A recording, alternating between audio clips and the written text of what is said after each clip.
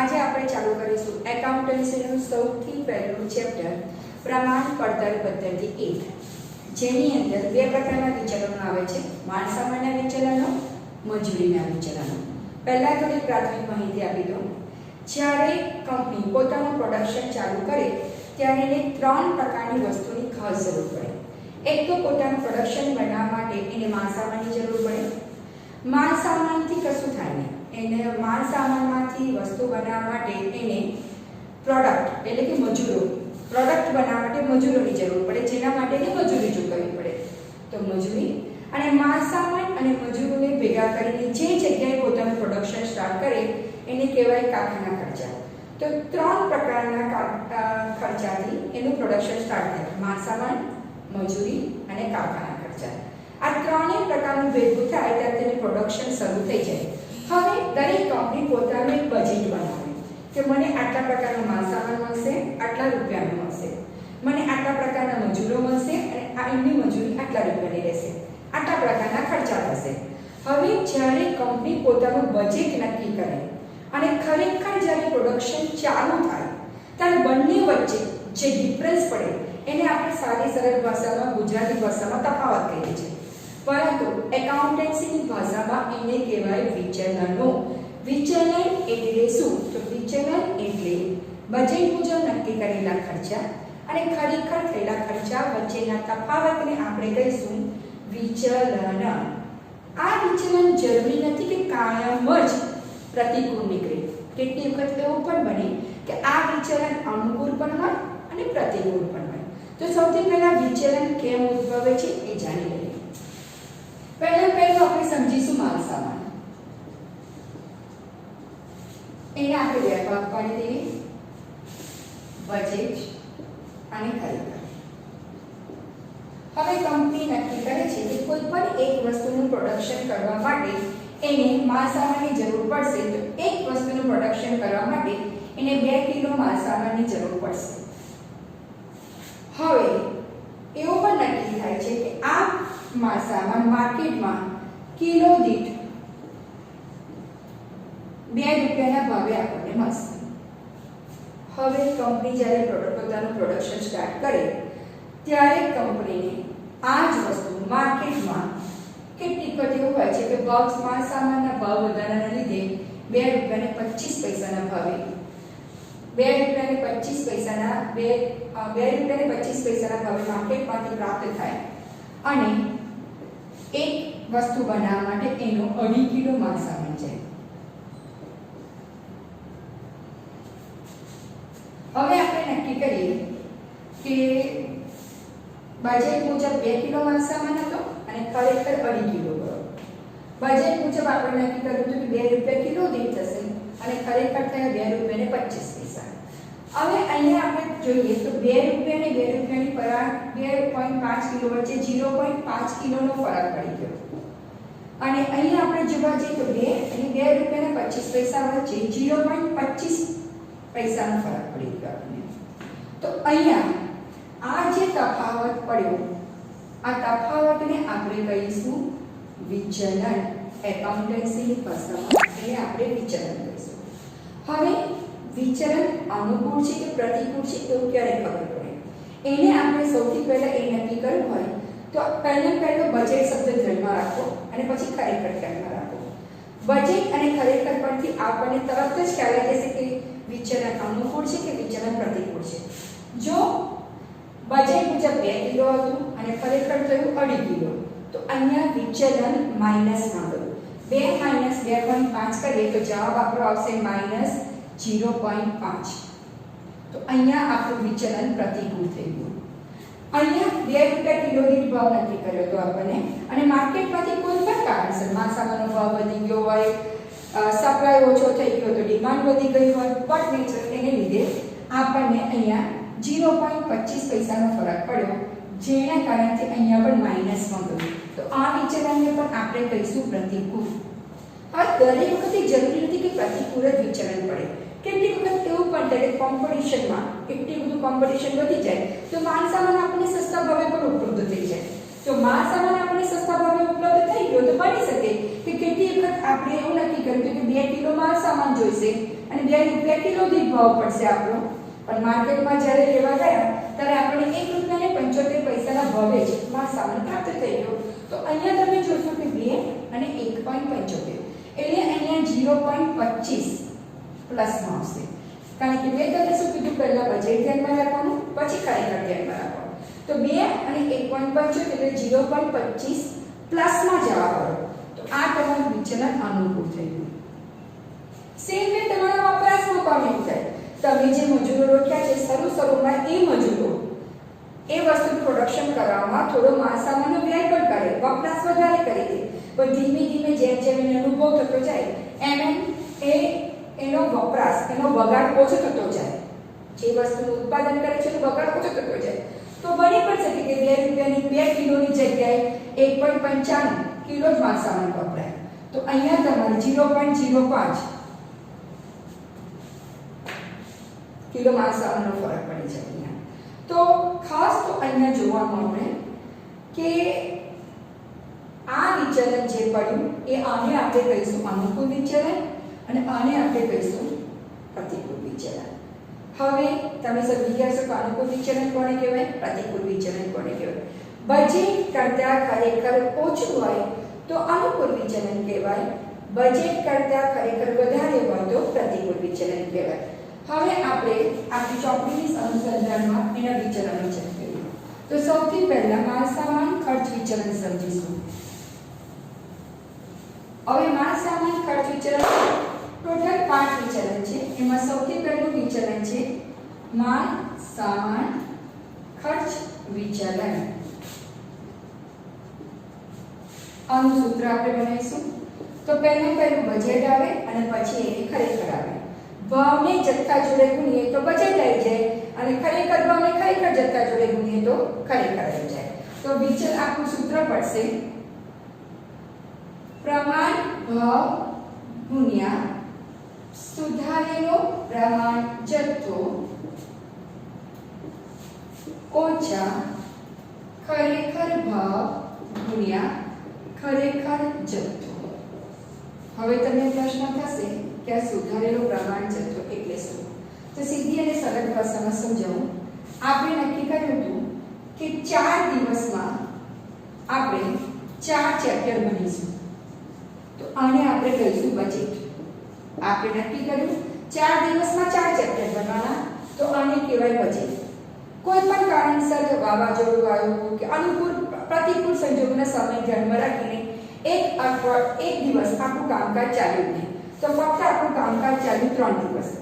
તો આપણે પ્રેક્ટિકલ રહીને આપણું વિચારી લઈએ કે ભલે 4 દિવસમાં 4 નક્કી કર્યા હતા પણ એક દિવસ તો કામકાજ ચાલ્યું નહીં, તો આપણે એને સુધારી દઈશું. પછી એવું નહીં કરીએ કે 3 દિવસમાં 4 થવા જોઈએ, આપણે એ જથ્થાને સુધારી દઈશું. તો આપણે શું કરીશું કે 3 દિવસમાં આપણા 3 ચેપ્ટર થવા જોઈએ, બરાબર? તો આને આપણે કહીશું સુધાર્યું. જે પરિસ્થિતિને આધારે આપણે સુધાર્યું. છતાંય જ્યારે ખરેખર હાથમાં આપણા આવ્યું 3 દિવસની અંદર 2.5 ચેપ્ટર થયા. તો અહીંયા બજેટ, સુધારેલ અને ખરેખર. તો આ જે જથ્થો છે આપણો સુધારેલ કહેવાય અને આ આપણો ખરેખર કહેવાય. તો દરેક દાખલાની અંદર તમારે સુધારેલો પ્રમાણ જથ્થો લેવો પડશે, કારણ કે સમય, સંજોગો, પરિસ્થિતિ આપણા હાથમાં હોતી નથી, એટલે થોડું ઘણું તો બદલાય છે. તો દરેક જગ્યાએ આપણે સુધારેલો પ્રમાણ જથ્થો જ લેવાનો છે. તો સુધારેલો પ્રમાણ જથ્થો એટલે શું કે તમને ખ્યાલ આવી ગયો હશે. હવે આપણે માલ સામાન ખર્ચ વિચલનનું પહેલું સૂત્ર આવ્યું પ્રમાણ ભાવ ગુણ્યા સુધારેલા પ્રમાણ જથ્થો ઓછા ખરેખર ભાવ ગુણ્યા ખરેખર જથ્થો. બીજું વિચલન પડશે માલ સામાન ભાવ વિચલન. હવે ભાવમાં ક્યાં તફાવત પડે? મેં તમને આગળ સમજાવ્યું કે ભાવમાં પણ પરિસ્થિતિ પડે. તો સૂત્ર યાદ રાખવાની પણ એક ટેકનિક છે. જ્યારે પણ આપણે ભાવ વિચલન ગણતા હોઈએ ત્યારે અંદર ભાવ જ આવે, તો અંદર ભાવને આપણે મેચ કરવાના. પ્રમાણ ભાવ ઓછા ખરેખર ભાવ, બરાબર? તો ભાવ હંમેશા જથ્થો જ આવે અને જથ્થો હંમેશા ખરેખર જ આવે. સૂત્ર તૈયાર.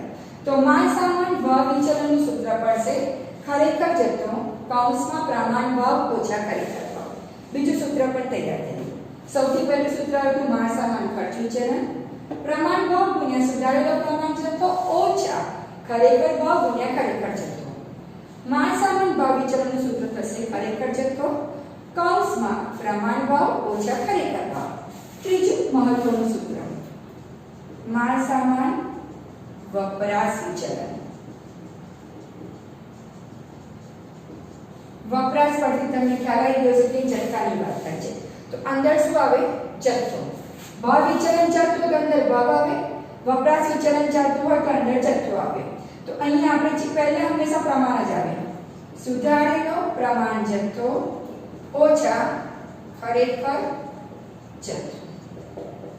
તો બળ આવશે પ્રમાણ ભાવ, હંમેશા ઓપોઝિટ જ આવે. અને એક વસ્તુ યાદ રાખો, જ્યારે બળનું એમાઉન્ટ નક્કી કરવાનું હોય તો જથ્થો લેવાનો હોય તો હંમેશા ખરેખર જ આવે અને બળ લેવાનો હોય હંમેશા પ્રમાણ ભાવ જ આવે.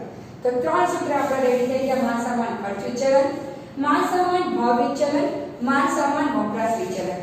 આ એના બેઝિક સૂત્રો છે અને એના પરથી બીજા બે મહત્વના સૂત્ર નક્કી થાય છે. ફરી સમજીએ. પણ અહીંયા આપણે ત્રણ સૂત્ર શીખી ગયા: માલ સામાન ખર્ચ વિચલન, માલ સામાન ભાવ વિચલન, માલ સામાન વપરાશ વિચલન. સૂત્ર યાદ રાખવાની ટેકનિક છે: ભાવ વિચલન હોય તો અંદર ભાવ લખવાના, વપરાશ વિચલન હોય તો અંદર વપરાશ લખવાનું છે. હવે ચોથું અને મહત્વનું માલ સામાન મિશ્રણ વિચલન. સૌથી પહેલા તો માલ સામાન મિશ્રણ વિચલન ક્યારે અને કેમ ઉદ્ભવે એ બતાવીએ. કેટલીક કંપનીઓ પોતાનું પ્રોડક્શન બનાવતી પ્રત્યેક વખતે એક જ પ્રકારના માલ સામાનનો ઉપયોગ ના કરે, એકથી વધારે પ્રકારના માલ સામાનનો ઉપયોગ કરે. ધારો કે ડ નામની વસ્તુ બનાવવા માટે અ, બ અને ક ત્રણ પ્રકારના કાચા માલનું ઉત્પાદન કરે છે. તો જ્યારે એક કરતાં વધારે માલ સામાન હોય ત્યારે માલ સામાન મિશ્રણ વિચલન આપણે ગણવાનું હોય છે. હવે માલ સામાન મિશ્રણ વિચલન ક્યારે ગણવાનું અને ક્યારે નહીં ગણવાનું, તો એક તમને ખાસ બતાવી દઉં કે માલ સામાન મિશ્રણ વિચલન હવે આપણે એ નક્કી કર્યું હતું બજેટ અને ખરેખર. બજેટમાં આપણે ત્રણ પ્રકારના માલ સામાનનો ઉપયોગ કરીએ છીએ: અ, બ અને ક. કોઈ પણ એક વસ્તુનું પ્રોડક્શન કરવા માટે આપણે આનો 30, બનો 20 કિલો અને કનો 10 કિલો માલ સામાન જોઈએ. તો 3 ને 2 5 ને 6 ટોટલ 60 કિલો માલ સામાન જોઈએ કોઈ પણ એક વસ્તુનું પ્રોડક્શન કરવા માટે. હવે જ્યારે ખરેખર આવ્યું ત્યારે અહીંયા થઈ ગયા 20, આના થઈ ગયા 10 અને આના થઈ ગયા 30. તો અહીંયા મિશ્રણ બદલી ગયું, તમે જોયું, પણ ટોટલ કેટલું રહ્યું? 60 કિલો. અહીંયા મિશ્રણ ભલે બદલાયું ખરેખરની અંદર, પણ કુલ મિશ્રણનું પ્રમાણ કેટલું રહ્યું? 60 નું 60. તો હવે ખાસ યાદ રાખજો, મિશ્રણ વિચલન ક્યારે ઉદ્ભવે? જ્યારે બંનેનું મિશ્રણનું પ્રમાણ બદલાઈ જાય ત્યારે. ખરેખર જથ્થો અને બજેટ જથ્થાનો કુલ જથ્થાનું પ્રમાણ બદલાય તો જ મિશ્રણ વિચલન ઉદ્ભવે. અહીંયા મિશ્રણ વિચલન ઉદ્ભવશે નહીં, કારણ કે કુલ જથ્થો 60 કિલોનો 60 કિલો જ રહ્યો છે. છતાં હવે જુઓ, 30 ની જગ્યાએ અહીંયા 40 થઈ ગયા, 20 ની જગ્યાએ અહીંયા 15 થઈ ગયા અને 10 ની જગ્યાએ અહીંયા 5 થઈ ગયા, તો 20 થઈ ગયા. તો અહીંયા થશે 4 ને 5 ને 2 7 75 કિલો અને અહીંયા થયા 60 કિલો. તો અહીંયા કુલ મિશ્રણનું પ્રમાણ નો જથ્થો ટોટલ કુલ જથ્થો બદલ્યો 60 ની જગ્યાએ 75. તો હવે તમારે માલ સામાન મિશ્રણ વિચલન ગણવું પડશે. તો ખ્યાલ આવી ગયો, માલ સામાન મિશ્રણ વિચલન ક્યારે ગણાય? માલ સામાન મિશ્રણ વિચલન ત્યારે જ ગણવાનું કરે જ્યારે કુલ જથ્થો અને કુલ પ્રમાણ જથ્થો અને કુલ ખરેખર જથ્થો બંને અલગ અલગ હોય તો જ. બંને સરખા હોય તો એનો માલ સામાન વપરાશ વિચલન જેટલો જવાબ આવે, પછી મિશ્રણ વિચલન ગણવાની જરૂર પડતી નથી. તો સૌથી પહેલા આપણે અહીંયા માલ સામાન મિશ્રણ વિચલન ગણવું પડશે, કારણ કે કુલ પ્રમાણ જથ્થો જોવાનો, આને જોવાનું અને ખરેખર કુલ જથ્થો બંને બદલાઈ ગયા હોય ત્યારે તો માલ સામાન મિશ્રણ વિચલન ઉદ્ભવશે. બીજું, અહીંયા બધાનો જથ્થો પણ બદલાયો છે, તો અહીંયા તમારે સૌથી પહેલા ગણતરી કરતી વખતે સુધારેલો પ્રમાણ જથ્થો અથવા તો મિશ્રણ ગણવું પડશે. હવે સુધારેલું પ્રમાણ મિશ્રણ ગણવાનું સૂત્ર છે: કોઈ પણ ખરેખર જથ્થો ગુણ્યા કોઈ પણ એક વસ્તુનો પ્રમાણ જથ્થો છેદમાં કુલ પ્રમાણ જથ્થો. હવે ખરેખર જથ્થો અહીંયા હું હવે મારે અહીંયા અણુ ગણવું છે, તો આપણે અણુગણમાં બેસીએ તો પહેલા અણુ ખરેખર જથ્થો ટોટલ 60 ગુણ્યા પ્રમાણ જથ્થો 30 અને કુલ પ્રમાણ જથ્થો 60 આવી રીતે. તો જવાબ આપણો આવશે 30 નો 30. બરાબર. હવે અહીંયા પ્રમાણ કુલ ખરેખર કુલ જથ્થો 75, એટલે અહીંયા તમારે પ્રમાણ એનું સુધારેલું પ્રમાણ મિશ્રણ બદલી જશે. એટલે અહીંયા આપણું પહેલું સૂત્ર પડશે કે મિશ્રણ વિચલન ગણતી વખતે તમારે સૌથી પહેલા સુધારેલું પ્રમાણ મિશ્રણ ગણવું પડશે.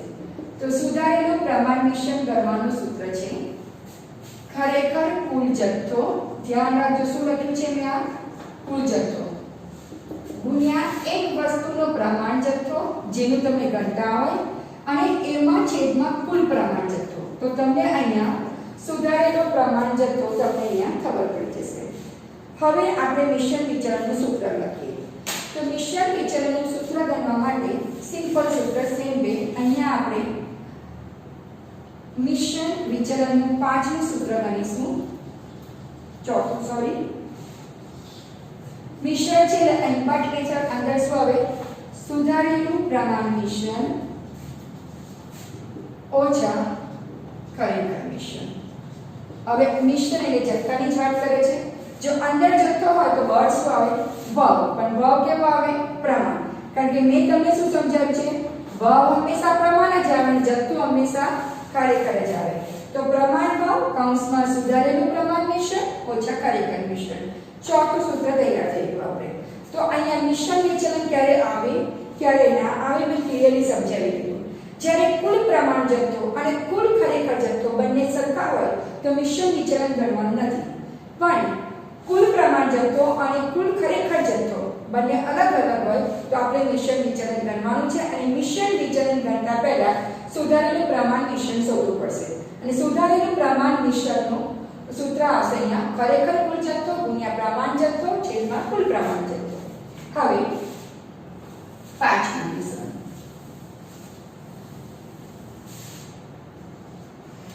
કેટલીક કંપની નક્કી કરે છે કે આપણે 100 કિલો માલ સામાન પ્રોડક્શનમાં નાખીશું તો સમજો કે 10% બગાડ કર્યો તો 90 કિલો માલ સામાન, તો 90 કિલો ઉત્પાદન તો આપણા હાથમાં આવવું જોઈએ.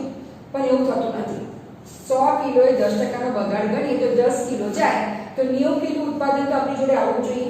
પણ આવતું હોતું નથી. 90 ની જગ્યાએ કેટલી વખત 95 બનાવી જાય અથવા 90 ની જગ્યાએ કેટલી વખત 80 બનાવી જાય. તો અહીંયા આપણે એક એક્સ્ટ્રા વિચલન પણ ગણવાનું હોય છે. એને આપણે કહીશું માલ સામાન ઉપજ વિચલન. અને આ ઉપજનું બીજું નામ છે ઉત્પાદન.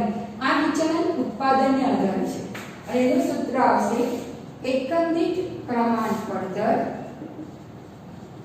કૌંસમાં ખરેખર ઉપજ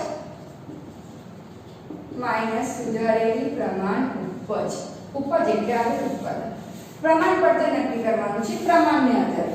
ધારો કે આપણે અના નક્કી કર્યા હતા 10 કિલો માલ સામાન, બનો નક્કી કર્યો તો 20 કિલો માલ સામાન.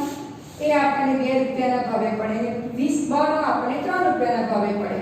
તો કુલ આપણો ખર્ચ થશે 10 દુની 20 રૂપિયા અને 20 તરી 60 રૂપિયા. તો એનો મીનિંગ શું કે 30 કિલો માલ સામાન આપણને 80 રૂપિયાના ભાવે પડે.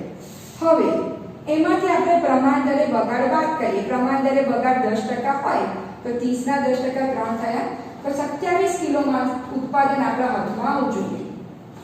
પણ બગાડની તો કોઈ ઉપજ હોય નહીં એટલે આપણને 27 કિલો 80 રૂપિયાના ભાવે પડે. તો એકમ દીઠ પ્રમાણ પડતર આપણે નક્કી થશે એકમ દીઠ પ્રમાણ પડતર બરાબર 80 રૂપિયા ટોટલ. એ આપણને 27 કિલોના પડે. તો જે ભાવ આવે એ તમારી એકમ દીઠ પ્રમાણ પડતર કહેવાશે. બીજો પણ પ્રશ્ન થશે ખરેખર ઉપજ. ખરેખર ઉપજનું ઉત્પાદન તો તમને દાખલામાં આપેલું છે. સુધારેલી પ્રમાણ ઉપજ. સુધારેલી પ્રમાણ ઉપજ એટલે શું? ખરેખર દાખલ કરેલો કુલ જથ્થો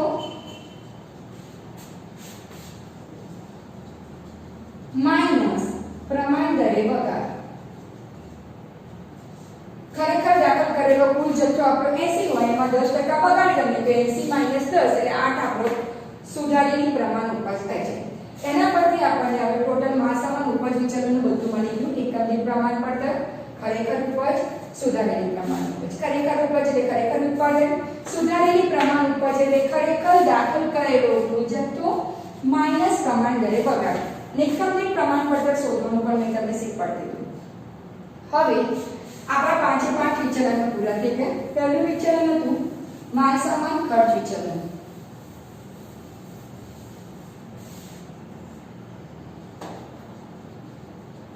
સૌથી પહેલું વિચલન પડ્યું માલસામાન ખર્ચ વિચલન, જેના મેં બે ભાગ પડ્યા, વહ વિચલન